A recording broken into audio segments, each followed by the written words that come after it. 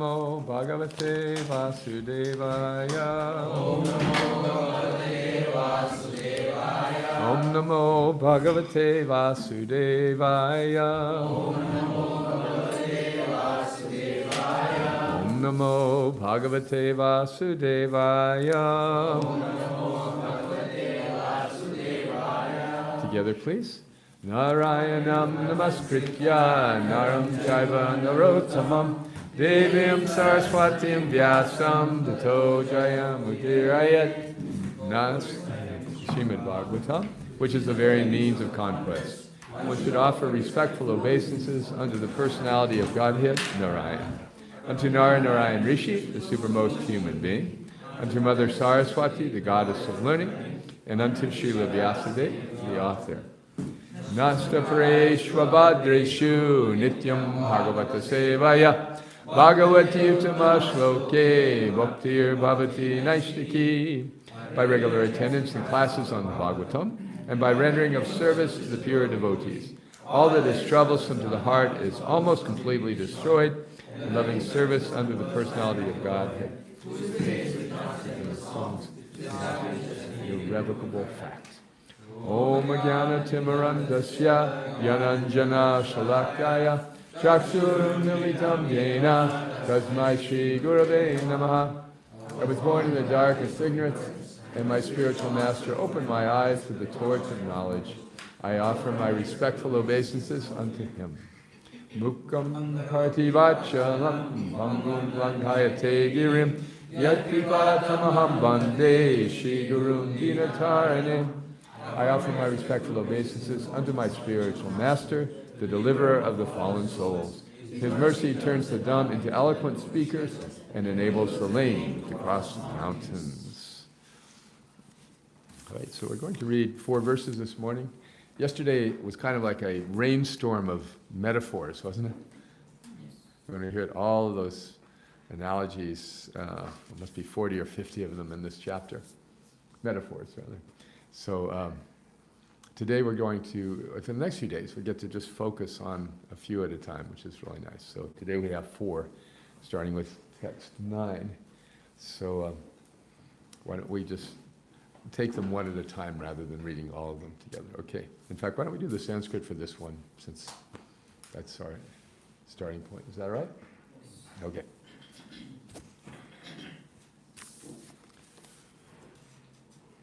Shrutva parjanya ninadam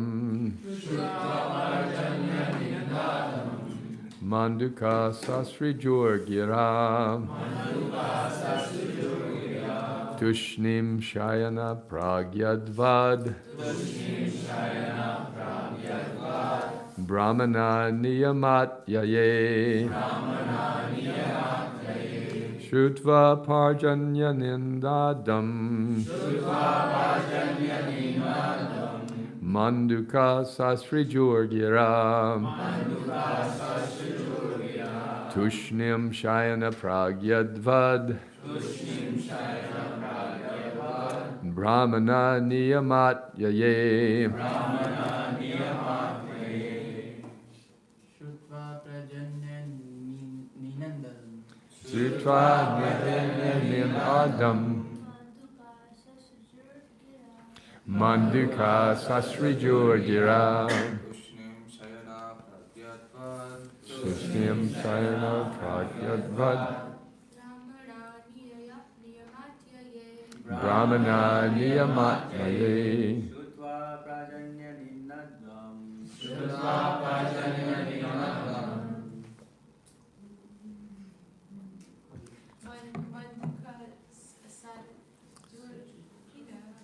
Manduka Sasrijur Gira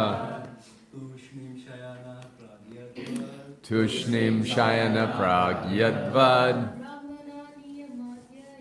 Brahmana Niyamat Yaye Shrutva Parjanya Nidadam Manduka Sasrijur Gira Sushnim Shayana Pragyadvat Brahmana Niyamat Yaye Shrutva Parjanya Nidnadam Manduka Sasriju Gira Tushnim Shayana Prakyadvat Brahmana Niyamatyaye Shrutva Parjanya Nidnadam Manduka Sasriju Gira Yadvat Brahmana Tiyamatyaye. Very nice. Synonyms together, please. Shrutva, hearing. Parjanya, of the rain clouds. Ninadam, the resounding. Manduka, the frogs. Sasriju, emitted. Yira, their sounds. Tushnim, silently. Shayana, lying. Prak, previously. Yadvat, just as. Brahmana students, niyama atyaye, after finishing their morning duties. And translation together. The frogs, who had all along been lying silent, suddenly began croaking when they heard the rumbling of the rain clouds. In the same way, the students, who performed their duties in silence, began reciting their lessons when called on by their teacher. Okay, who'd like to read the purport? The short commentary here. Anyone? Oh, okay. I saw him first. Srila Prabhupada comments, after the first rainfall, when there is a thundering sound in the clouds, all the frogs begin to croak, like students suddenly engaged in reading their studies. Students are generally supposed to rise early in the morning. They do not usually rise of their own accord, however, but only when there is a bell sounded in the temple or other spiritual institution. By the order of the spiritual master, they immediately rise, and after finishing their morning duties, they sit down to study the Vedas or chant Vedic mantras. Everyone is sleeping in the darkness of Kali Yuga, but when there is a great Acharya, by his calling, only everyone takes to the study of the Vedas to acquire actual knowledge. All right, so I have a dear friend named Mahavishnu Goswami, who was an elder Gujarati gentleman from London, became a devotee there, and then a sannyasi and spiritual master. And he was a very jovial fellow. And I liked him very much because he liked my poetry. He liked to read my poetry, and he encouraged me to write more. And he said, this is your unique talent. He said, everyone has their own unique talent, like the frog. The frog can live in the mud for months and years, in more or less a coma, but then they come out when the rain comes. So I was very pleased to be compared to a frog in this way. It was empowering. So everybody has their own special talent and way of pleasing Krishna. So the frogs have this remarkable ability. They can just stay dormant when it's dry. They don't die, but they don't do anything. They just are more or less still. But when the rains come, all of a sudden they all come out. So where I live in Florida, where our property backs up to a swamp. And swamps are areas that sometimes wet, sometimes dry. So when it's dry, it's very quiet and peaceful. But when it rains and the ground becomes moistened and puddles form, then the frogs come out in force. And they start croaking so loudly. It's very pleasant to me. One of my godbrothers, Hridananda Maharaj, was working on this commentary on Bhagavatam back in the 1980s or so. And he lived in a rural place next to a pond. So this pond was a full-time pond. It had many frogs, but it also had many snakes, a certain kind of snake called a cottonmouth, which has a rather nasty venomous bite. So his disciples, not wanting him to be bothered by any threat from these snakes, waded out and caught bunches of them and took them over to some neighbor's pond. So it was a very devotional act. However, as a result of the absence of the snakes, the frogs multiplied without inhibition. And so the noise from the frogs became so loud that they had to put up insulation in his room because he could hardly sleep. They would be croaking so loudly. So the analogy is given, or the metaphor is given here, that the frogs are very quiet in the dry season. But now, as described in this chapter, the rainy season is coming, and the frogs all come out. I have seen this, experienced it, and as have others. Do you have frogs up this far north? No, it's too cold for them, I think. Yeah, they are. They're reptiles, which means that they are subject to the temperature around them. So, anyway, this is a phenomenon. Trust me, it does exist. And so here, the rumbling of the rain clouds causes them to come out. Not even the rain itself, just hearing the sound makes them come to life. So in the same way, Paka devotee students are very quiet in the morning. There is a saying in English that students should be seen but not heard, or young people. Right. So some years ago, there was an artist in the White House in America, the president's residence, who painted a portrait of the current president. His name was Peter Hurd. And the president did not like the portrait. So it was announced that in the White House, artists should be seen but not heard. Hurd was his name. Okay, anyway, it's a good joke. So the beauty of brahmachari or brahmacharini life is that there's no other responsibilities to really distract one from studying and learning, as much as possible. Not always possible completely, but most of the time.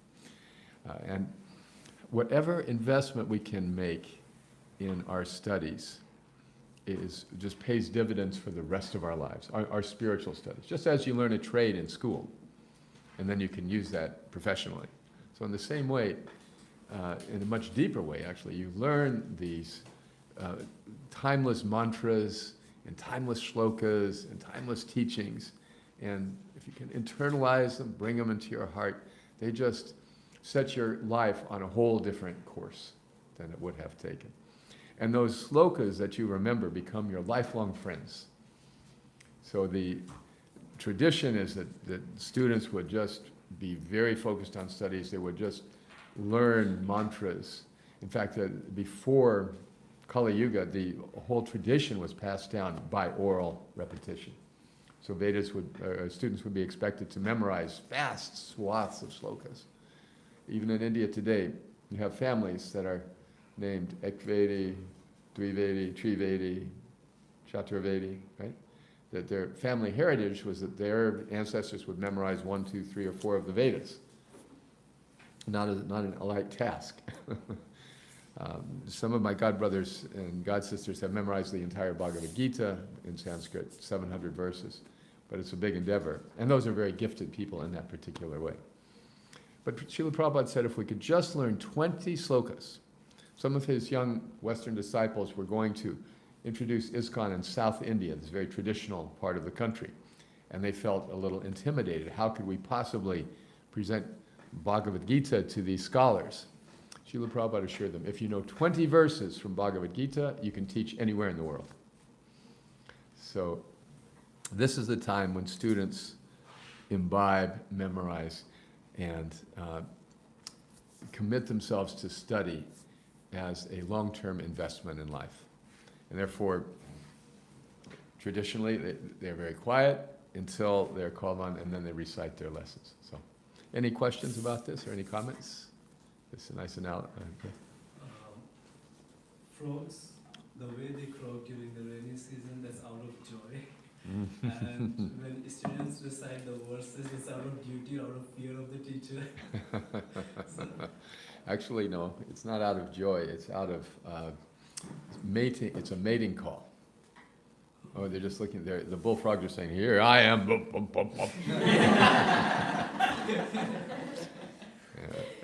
So this is a different motivation. And also, as you mentioned, that brahmachari's life, I mean, you don't have any other stress. But in today's world, even if you are not married, still you have a lot of responsibility. responsibilities, Mhm. and you don't have the free mindset to focus on spiritual stuff. Right. This is explained in the first canto of Srimad Bhagavatam. Manda sumanda matayo manda bhagya hipadrita. That in the Kali Yuga, everyone's mind is always disturbed. So yes, we don't have traditional brahmachari environments where there's really little to do but study. Okay? When Srila Prabhupada introduced ISKCON in 1966, he suggested that the devotees should chant 64 rounds a day, because that would be the standard in the mats in India. So, in response, his young disciples said, "Don't think that's possible." That would be 8 hours of chanting. You see, in the temples, traditionally, the students would live and they would have very minimal duties except to study under the tutelage of the guru. Just some cleaning, some cooking, some begging alms. A very simple life. So chanting 64 rounds was a natural thing to do. You have many hours every day. And then so Prabhupada said, all right, 32 rounds. Devotees said, I don't think we can do that. So then he said, all right, 16 rounds, but no less. So that's where this standard comes from, adapted for the very passionate West in which we live. So, but that has proven successful. 16 rounds will vaccinate us, it will insulate us, even though we have to interact with the world so much. We don't have that, what is the word, when you are secluded, anyway, there's somewhere that's escaping my mind right now, but very secluded life where you're separated, cloistered is the word, cloistered existence in a monastery or an ashram. We don't have that. We are full on dealing with people, and so that's why the morning hours are so very valuable, to invest in our chanting, to invest in our study, so that we're getting the best, giving the best part of our day to the most important thing. So it's not surprising, and we're adapting, because Krishna consciousness is ecstatic. It's not static, like it's always the same. It's ecstatic. It is adapting, it is flowing, it's changing, it is applying the same eternal teachings according to the time and circumstance. Okay? You can still memorize 20 verses, in other words. Okay. Have you done that already? I'm not 20, but just yes. But you've done some. What's your favorite verse from the Gita? I have this kind of, No. these are the verses that I have. Okay, one that you memorized. The one that I really like is Matras Prashasta Kanteya. Because those waves kind of, come, and then you feel like, everything is kind of, it's not possible. And then you feel like, no, it's going to pass. Very good. Can you recite the whole verse in Sanskrit? I'll kind of try. Matras Prashasta Kanteya, Shitoshna Sukha Dukkha. Agama. I Okay, that's all right. You'll learn when you're giving lectures, you can just say one line of the verse and kind of imply you know the whole thing. So you did too, that's good. Agama payano nityas tam statikshashva bharata. Yes, very good. So when we memorize a verse, we create neural pathways in our brain. That's why it's so hard. You're actually reprogramming your brain manually. Some people have a great aptitude and can do it easily. Others, it's a real struggle. But 20 is the minimum goal, according to Prabhupada. Yes, Prabhu? Could these be any 20, Prabhu, or specific ones that Prabhupada? There are lists of verses that Prabhupada quoted most often. So that's a good place to start. Yeah. There are verses that are more applicable than others in introducing Krishna consciousness. That's a very good one. What are some other ones? Patram pushpam palam toyam. Offer me a leaf, fruit, or flower. What else? Dehinosmin jatadehe, probably the first place to start for most people. That as the embodied soul continues, changes from boyhood to youth, old age, the soul similarly changes into a new body at death. All right, let's move on. Text 10. Let's just read the translation. Oh, okay, please hold the question. We'll get back to that. Okay. Let's just read this translation together, please. With the advent of the rainy season, the insignificant streams, which had become dry, begin to swell and then strayed from their proper courses, like the body, property, and money of a man controlled by the urges of his senses. Okay, who'd like to read the purport? Vaishnavis, please go ahead. Shri Prabhupada comments, during the rainy season, many small ponds, lakes, and Rivulets. rivulets become filled with water. Mhm. Otherwise, the rest of the year, they remain dry.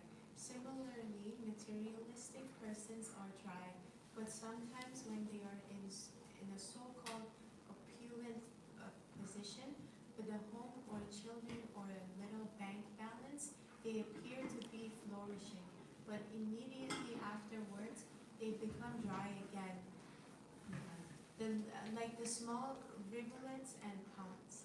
The poet Vidyapati said that in the society of friends, family, children, wife, etc., there is certainly some pleasure, but that pleasure is compared to a drop of water in the desert.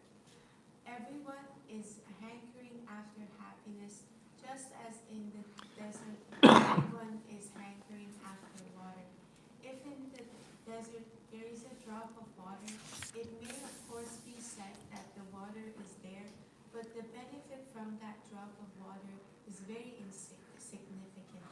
In our materialistic way of life, which is just like a desert, we are hankering after an ocean of happiness. But in the form of society, friends, and mundane love, we are getting no more than a drop of water. Our satisfaction is never achieved, as the small rivulets, lakes, and ponds are never filled with water in the dry season. Thank you. So again, when the monsoons come, all of these various bodies of water become recharged. I was just in Rishikesh a few days ago, and Rishikesh means the Ganga. You kind of see the Ganga. But when you drive into Rishikesh, you drive over these bridges, over these big, dry waterbeds. Has anyone ever been there? You seen this? You know what I'm talking about? And so when I was going the first time, is this the Ganga? It's totally dry here. It's a big expanse of dried up riverbed, right? So the analogy is that given that the person who strays from their vows and their proper course of action are like these streams that get over flooded in the rainy season. That swamp in the back of our house in Florida, it's dry most of the time, but one year it rained so hard that it became like a big lake and encroached on the edge of the property and flooded out our neighbor on the other side. He had to get his whole house basically redone. So a person whose senses are uncontrolled is compared to this. Do you ever have floods here in Toronto? You don't really have that problem so much. Sometimes? Yeah, some of the lower sea level cities like Miami are constantly dealing with seawater coming into the streets now, and it's only getting worse. So this is what happens when there's no adherence to principles and controlled behavior. So this world has become completely polluted by internal combustion engines. Actually, not only that, did you know, the United Nations did a study and discovered that the meat industry contributes more methane to global warming than all man's transportation combined. It's amazing, isn't it? People just are so abusive of the earth in all these ways, so we're getting this result. The normal expected boundaries are being transgressed. That's why we have 4 regulative principles in Krishna consciousness. One gentleman told me once, I know your 4 regulative principles: no meat, no fish, no eggs, and no onions.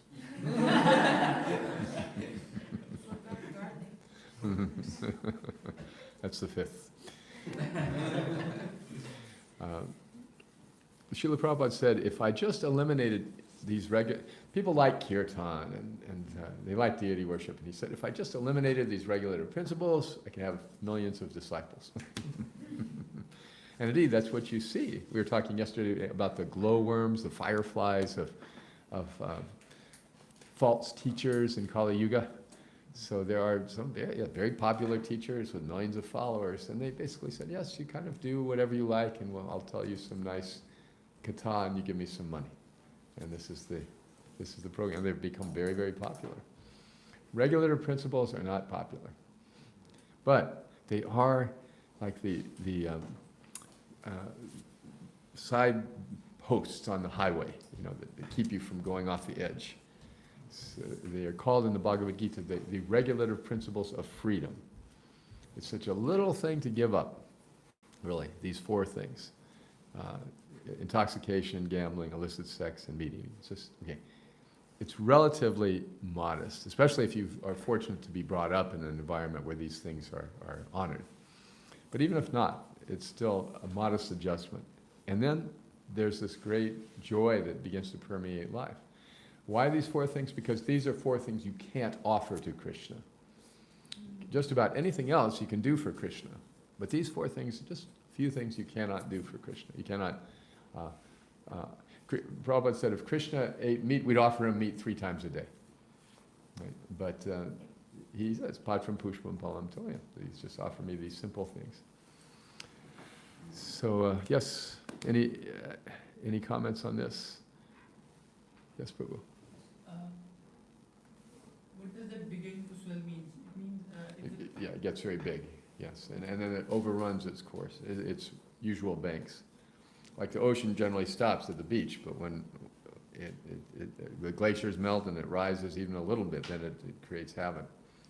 And when the rains are very hard, sometimes rivers will just very quickly rise 10 or 20 feet. There was a girls' camp in Texas just a year or two ago, and because of these sudden heavy rains, all of a sudden there was this massive flood, and the camp was washed away, and 20 or 30 girls were killed, little girls, just because of the unexpected floods. So that's what it means. It swells and creates havoc. Anything else?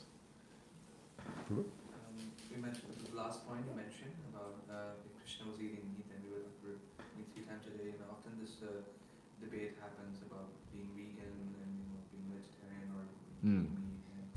Devotees often get it, and we also give the reason Right. that why you should not be eating meat. But we usually, that's not the first thing we say, that because Krishna doesn't. We usually give other reasons.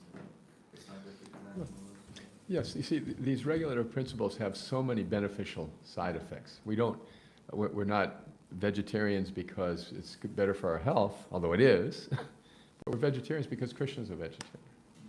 See, Samsiddhir Haritoshanam, like we were talking about yesterday, everything is done to please Krishna. Similarly, sex life is meant for procreation. And Krishna says in the Gita, Kamosmi Bharatar Shaba, I am sex life, which is not contrary to religious principles. Contrary to religious principles means especially extramarital. So within the confines of marriage, for the purpose of procreation, that sex is Krishna. Intoxications cannot offer. Maybe you can offer to Lord Shiva some things. Is that some ganja? But Krishna does not need intoxication. So, in this way. Okay. All right, let's read the next verse, number 11. Let's read together, please.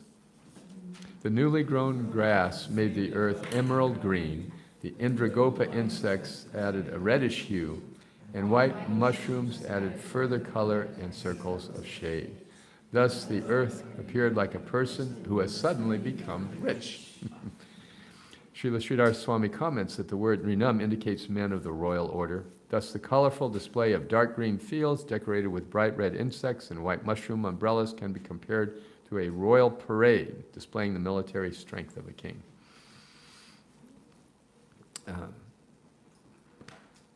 Thus the earth appeared like a person who has suddenly become rich. Does anyone know anyone who has suddenly become rich? I don't think so. yeah, no, not suddenly. Yeah, suddenly.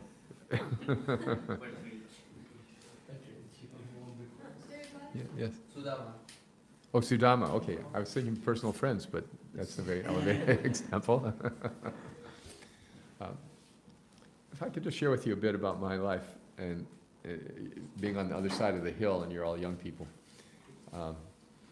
My wife is a very nice devotee, very Brahminical, and I spent my early years, my years from 18 to 28 as a brahmachari. I sacrificed getting any education other than enrolling in UKC, the University of Krishna Consciousness. And so I really, when I married at 28, I really didn't have any marketable skills. I had no money, and we were just kind of starting out from scratch. So that's why it's so good today to help people become prepared to transition from single life to married life. But in any case, my wife and I lived in poverty for, I mean, I'm talking about U.S. standards of poverty. Our income was less than the U.S. standard of poverty for many, many years, for decades, really. And we never felt very inconvenienced. We had, I earned a modest living as a religious professional, which paid between $12,000 and $18,000 a year. We raised 3 children on that. What saved me was somehow we managed to buy a house. We bought a house instead of renting. And then that house appreciated. And then we sold it and we bought another house and it appreciated more. And then we sold that and bought another house which had some land on it that we subdivided, and so just kind of passively on the side, Krishna sent us ways to make money. We moved 13 times. My wife said we were professional movers.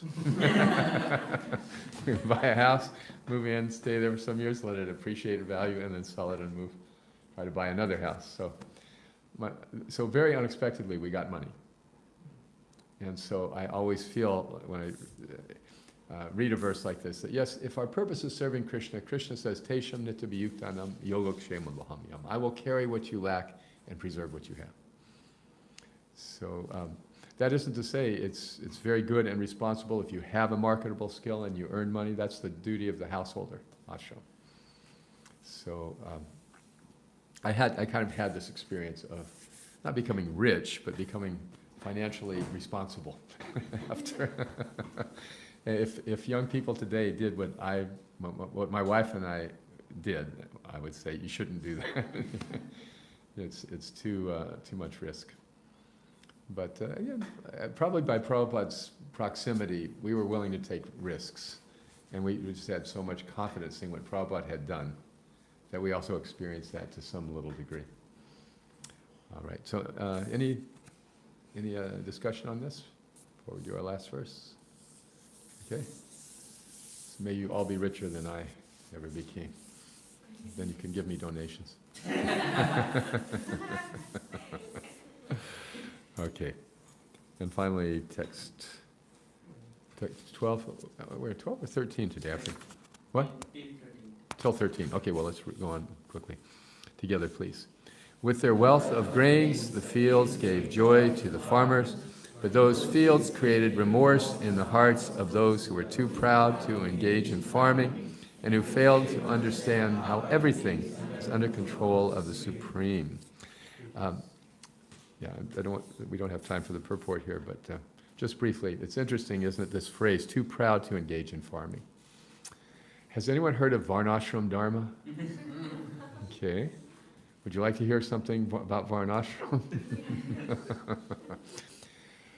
So there was a history in our Sangha. Srila Prabhupada came to the West, and he saw the many cultural differences that existed in the West. So he adapted.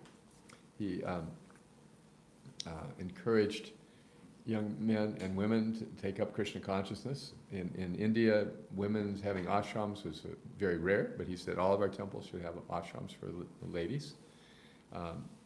And the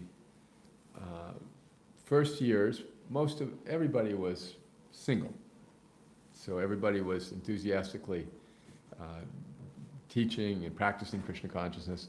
The devotees who raised the money to buy this building, all young men and women, just out on the street all year round, in the summer and the winter, selling books, collecting donations, raising the money.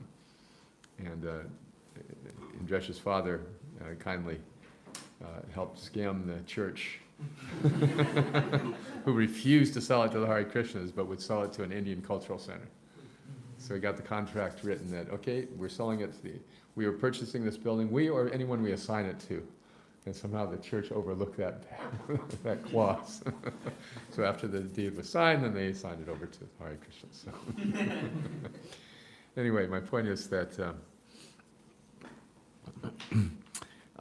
after some time, the young single men and women wanted to become grihastas.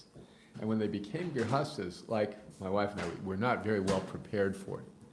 And so that would sometimes cause a loss of faith. That I've given all these years to helping this movement and helping it start, but then when I want to be independent, the temple kind of says, okay, thanks a lot, see you later. They really couldn't do anything for us. We all of a sudden had to make up for all this lost time.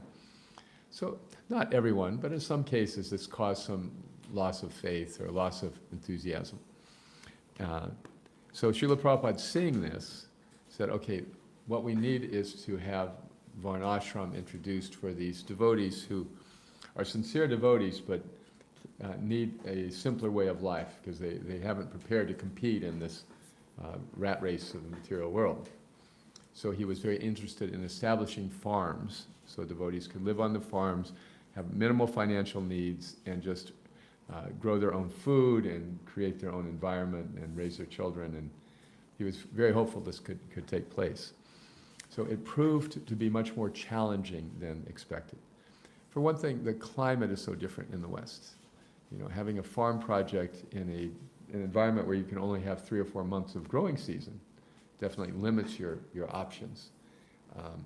Cows can survive and give milk year-round, but it really is quite challenging, especially for people who did not grow up that way and don't have those skills, you see.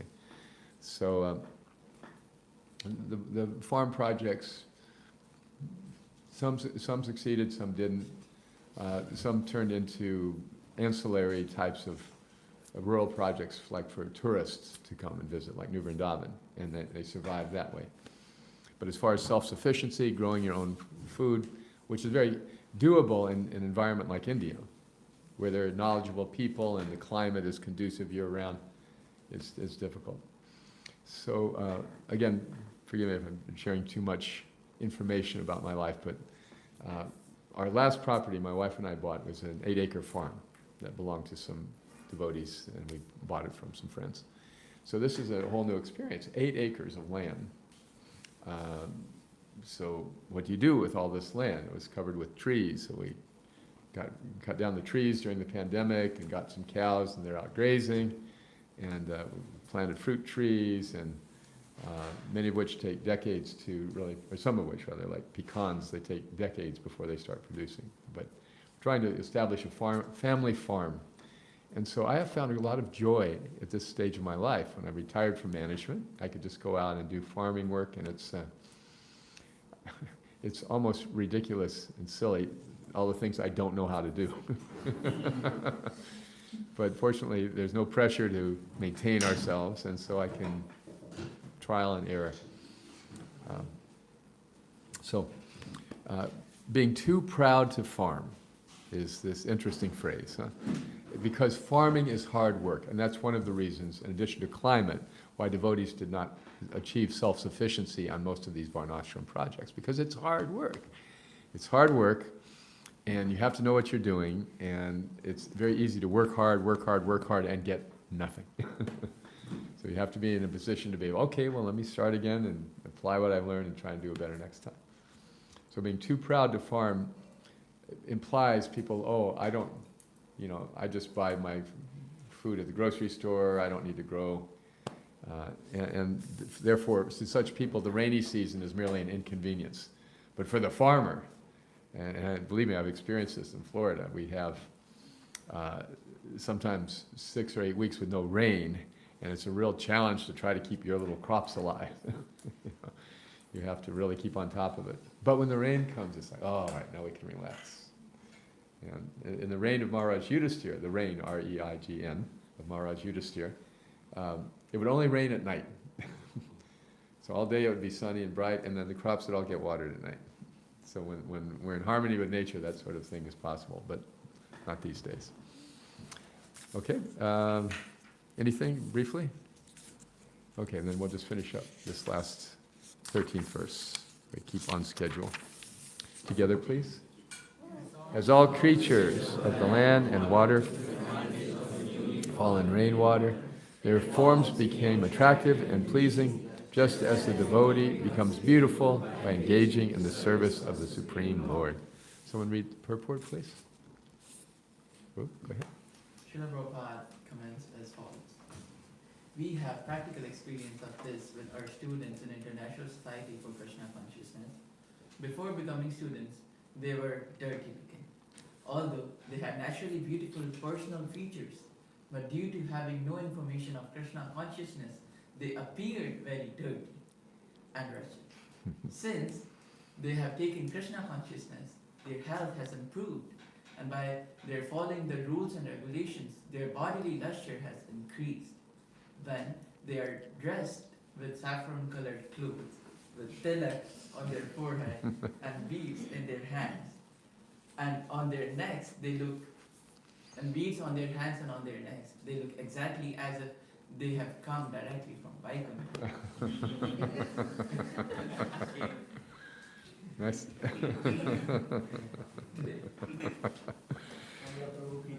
Yeah. They do shave in Vaikuntha, right?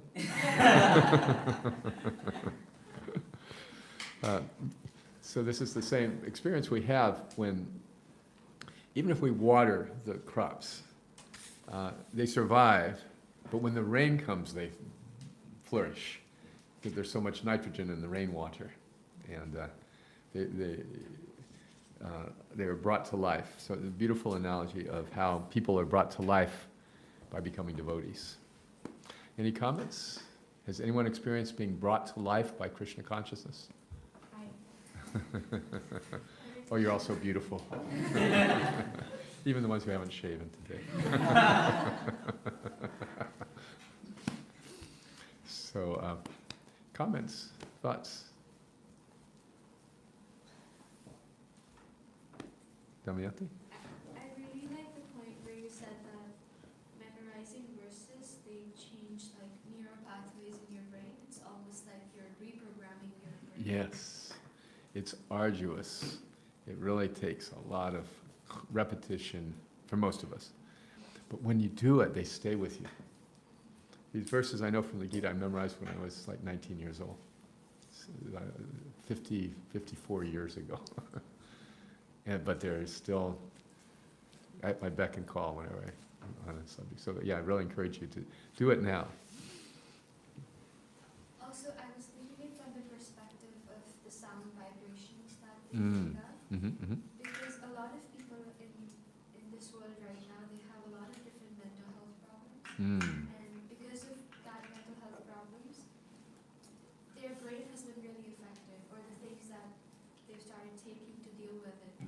And so sometimes the doctor says there's no cure for it. Yes. And you cannot build that brain back up.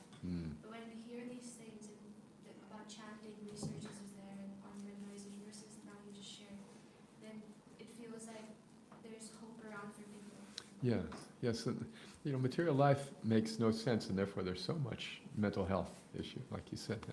At the University of Florida, where we have our center, the Department of Mental Health and Wellness, they call it student wellness, the leader was speaking with us and said that their calls for suicide have doubled over the last few years, and the cases of stress and anxiety are so prevalent that their counselors have no time to talk to the students anymore. They only have to monitor their medications for stress and anxiety. So there's no more time for cognitive therapy and discussion.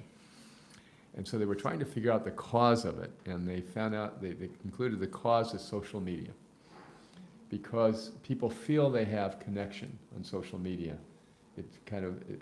It's like eating junk food, but you don't really have the exchange that is required for a healthy mental state.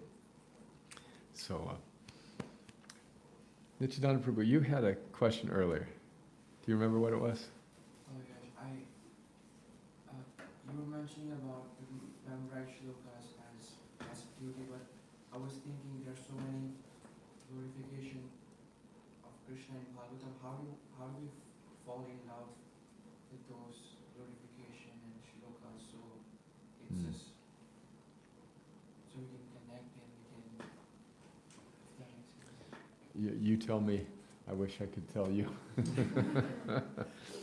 You know, love is the most powerful emotion.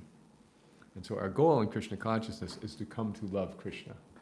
Because that love will motivate us far beyond anything that we could imagine. Guilt and fear and shame are no motivations for loving God. You can't shame your way into loving God or be shamed. It has to come from the joy of reciprocation with the Lord that we experience to one degree or another at different times. And like in kirtan, have you ever been in kirtan and you just feel like, now is this eternal moment, I just want to stay forever just like this, you know, and then the kirtan ends and it's time to wash the dishes or something.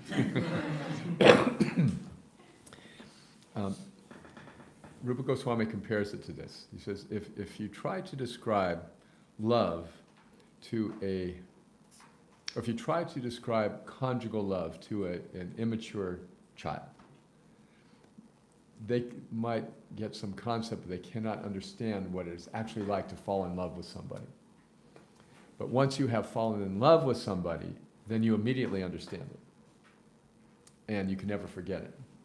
See, so falling in love with Krishna is our goal in Krishna consciousness. The things that are conducive for that we know: Shravanam, Kirtanam, Vishnu Smaranam, Padasevanam, Archanam, Vandanam, Dasyam, Sakyam, Atmanivedanam. Yeah.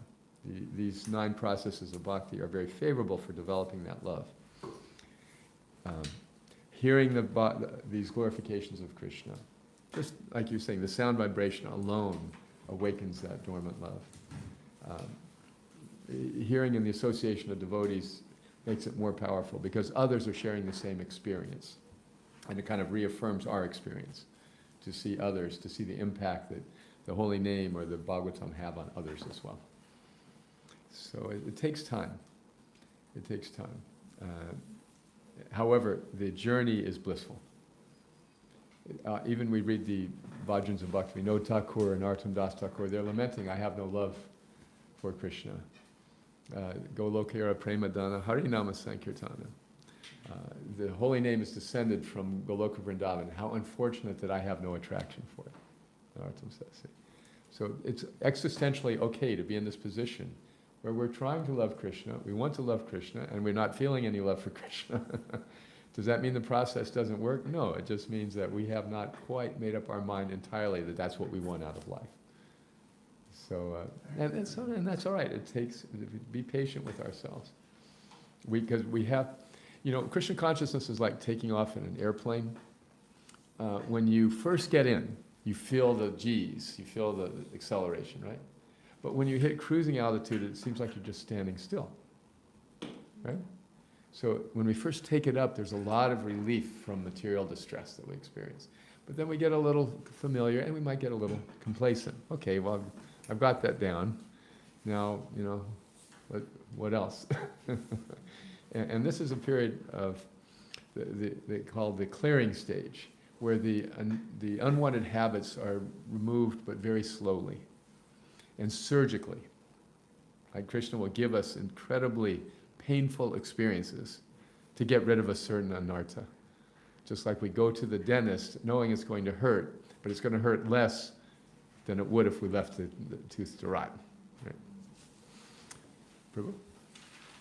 Like you mentioned, everybody's discussing about loving the recitation of verses. With me, I've never been able to develop love. I love purports, I love translations, I love implementing them practically in life, and getting more into philosophy and getting analytical as well and attaching emotions to them. But remembering those verses, I'm like, I never prioritized them. It's like learning a new language, if you just, especially Bhagavad Gita. That's why we emphasize the Gita, because it has a relatively simple vocabulary. And words you learn from one verse, you'll see in other verses that you already know. So but I know some very advanced devotees, highly accomplished devotees they just don't do Sanskrit. So it's not our measure of advancement in Krishna consciousness. Okay, you remember like the illiterate Brahmin that Lord Chaitanya met. He was reading Bhagavad Gita because his guru said to read it, but he was holding it upside down, and everybody was laughing at him. But he was crying, and Lord Chaitanya said, "Why are you crying?" He said, "When I can't read a word, but when I think of how Krishna drove the chariot for his devotee, I've just become so moved. It makes me cry." So Lord Chaitanya said, "You are the actual knower of the Bhagavad Gita." So if that's your propensity, Prabhu, it's not a big deal. It's hard work to memorize a verse. It's a pain in the neck. And you just have to do it over and over and over and over again until you finally get it. But, well, just like we sing the Guru Vastakam in the morning. Do you know that by heart?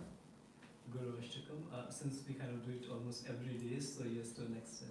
So I rest my case. It's the same thing. You can learn. You do have the capacity to learn. Repetition is the key. And actually the synonyms are the key. You understand the meaning of each word as far as possible. That helps you memorize, because then you can know how to what you want to say and how to say it in this language. Okay? All right. I think we're about out of time. All right. Thank you very much for coming. I did want to say tomorrow morning, I think you had mentioned you're going to have the morning program when it's usually the day off, so that I could be around you. But then my attendance at the morning program has been rather poor because of my jet lag. So I would like to suggest